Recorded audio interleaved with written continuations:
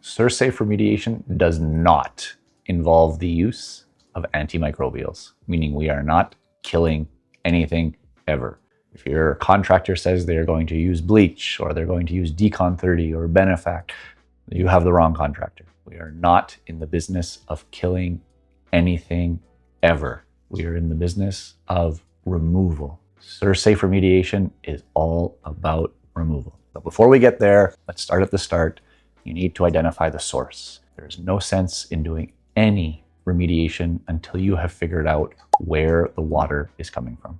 Obviously, right now I'm talking about mold. This does not apply if we are talking to endotoxins, which are going to be coming by way likely of your sewer lines. But for now, let's focus on mold. You need to identify the water source. If you still have water coming through your foundation, no amount of cleaning or remediation is going to solve for this until you have actually stopped the leak. So make sure before you do anything else, identify the source and stop it. Once you've identified the source, then we can move to step 2. We need to contain the area. This is generally going to involve negative air pressure. And we do this so that then the area of which we are remediating is not then going to spread any of the biotoxins throughout your house.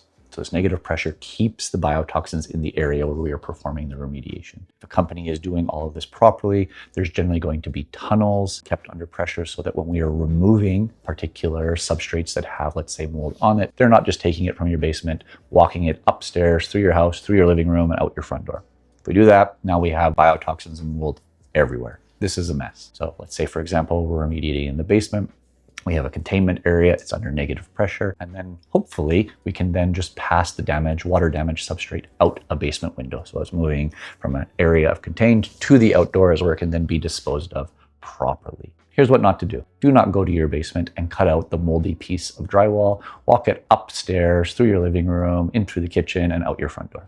You have just made an absolute mess of your entire house. Once we have space contained, then we do what is called abatement. This is the actual removal of the damaged substrate. So let's say the water damage has occurred on your drywall. We have microbial growth on your drywall. We're actually physically removing the drywall. We are not cleaning any of this at this point.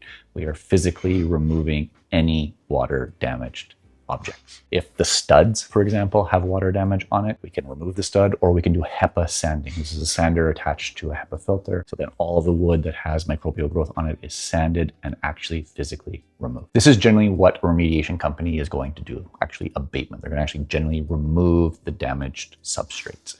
After that, the real work begins. This is when we have to do small particle cleaning, or SPC.